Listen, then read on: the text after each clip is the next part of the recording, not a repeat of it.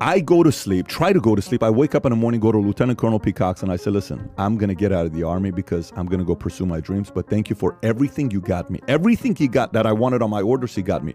I get out. I struggle. First business, fails. Second business, fails. I tried a personal profit portal, internet, sale, fails. All these things I do fails. I'm working at Bally's. I quit my job to try to do a business. I'm in debt $49,000. I go back to recruiting to say, if I go back into the Army, what would I get? Negotiations come in because there's a part of it that can pay off your debt if you sign in for 6-8 years. I'm like, that's great. I'll go back into the Army. Then I get this one message saying, hang in there, see what happens. A little bit longer, hang in there. A little bit longer, hang in there. A little bit longer, I hang in there. I applied to get a job at Morgan Stanley Deanwood. I applied 100 different places. I was hustling to get a resume in. I eventually got the job. They offered me 3 jobs. I went in without a 4-year degree, 2-year degree. I hadn't taken a test for 3 years because 4 years I'd gone out. I don't know what it is to take a test for 4 years, right? My brain's not been working with tests. My brain's been working with push-ups, pull-ups, all that stuff. I go take the Series 7 exam. I'm studying day and night. I don't know if I'm going to pass this. I'm taking a test. I press that button. You don't know what's going to happen. Morgan fires you if you don't pass the test. And when I'm pressing it, I said, if I fail, I'm re-enlisting to the Army today. I swear to God. And I press, boom. 30-second pause. It's a 6-hour test. Dude, I can't even tell you what my exact... I was in Culver City at the... How old were you at this point? 21, 22 years old. Wow. Result shows up. 78%. I said, no freaking way. 78. I get to keep my job. So I go back and I show it to Morgan and say, you got 70. I said, I got 78%.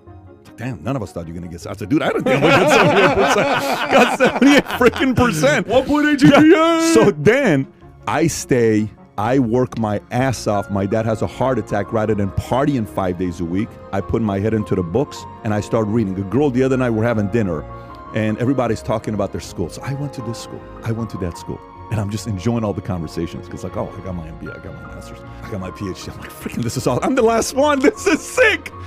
So what school did you go to? I didn't go to college. No, come on, Pat. What's university? I'm telling you, I never went to college. I had a 1.8 GPA in high school. Community colleges wouldn't accept me. No way. You're too smart to not. Come on, what college? I said, I'm telling you. I read 2,000 business books and I studied topics. So if I chose a topic, I bought 20 books on that topic and I read just that topic, that subject for 2 months. Then I went to the next topic and the next. That's what I did. So some people who want to say the rich people have these special gifts and all this other stuff, I'm sorry, you just don't want to read books. You'd much rather watch Netflix. So that argument is, I believe anybody can reach their capacity. Sure. Anybody has that shot, but it takes so much freaking work, pain that not a lot of people want to go through. Don't get me wrong. Life happens to many different people. I'm not here to judge. But all I'm saying is the system of capitalism, the greatest system in the world that allows a guy like me who doesn't have nowhere in my life you can pinpoint to say this guy was going to win a life. Not one thing you can pinpoint. Nothing. Yeah. Not one thing you can pinpoint. That's why I believe in capitalism. Versus my family believed in communism.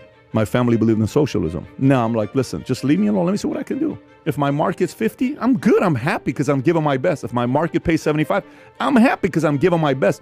But if I keep bringing value to the marketplace, all of a sudden an opportunity is going to come up. Yeah. And you can't predict that opportunity. All of a sudden someone's going to say, you know what?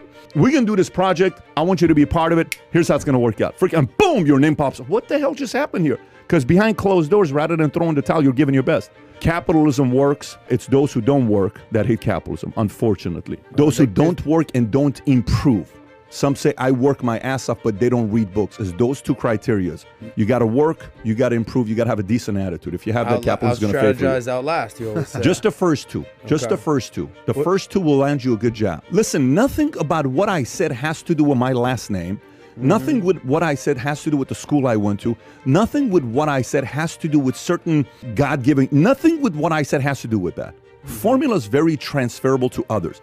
I don't jump 46 inches. My name is not LeBron James and I jump 46 inches. I'm not that guy, okay?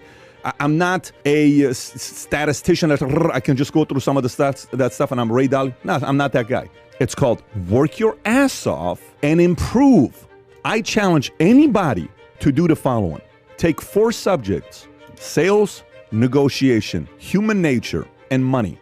Go to Amazon. I will fund this if somebody wants to do this. You do it, you come back to me, nothing changed, I'll fund the whole cost that you had here.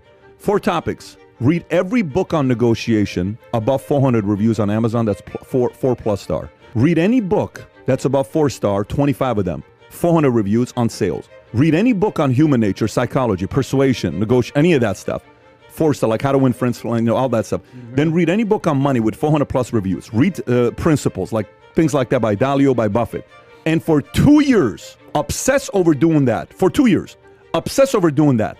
2 years later, work your ass off and improve in a marketplace. Figure out a way to improve your attitude. Sometimes half the battle is people have some shitty, negative, unattractive attitudes. They're a crap magnet. Everything is shitty. Everything is complaining. Everything is somebody else's fault. Nobody is turned on by somebody that constantly blames somebody else. Nobody. When I was single, I would go on dates and I would talk to a girl. My last boss was a jerk. My last boss was an asshole. I said, out of your last 5 bosses, which one of them were assholes? All of them. I'm like, shit, it's not the boss's problem. It's you. It ain't no boss's problem. It's your attitude sucks. Yeah. Within an hour, you saw the attitude. Right. Come back to me 2 years from now. Matter of fact, you won't even come back to me because you forgot about it because you're killing the marketplace. The market rewards people who outwork and out-improve. It's proven. This doesn't mean you're going to be a millionaire in 2 years. Yeah. This doesn't mean you're going to be a billionaire in 2 years. Here's what it does mean too. Your market value is increasing. Somebody may offer you something special next 2 years. Some opportunities come up. You go into a company, how many guys work at a company for $50, $60, $80,000? Company starts growing. Next thing you know, they're making 100, 150, 200. Next thing you know, they get shares. Behind closed doors, they're investing money into a 401k, retirement, whatever. Then 10 years later, company has an exit. This guy gets a $6.8 million check. How the hell did you do it? Yeah. It ain't that. And you know how many people have done this, by the way? A lot. Not 10,000. Not 100,000. Millions have done this.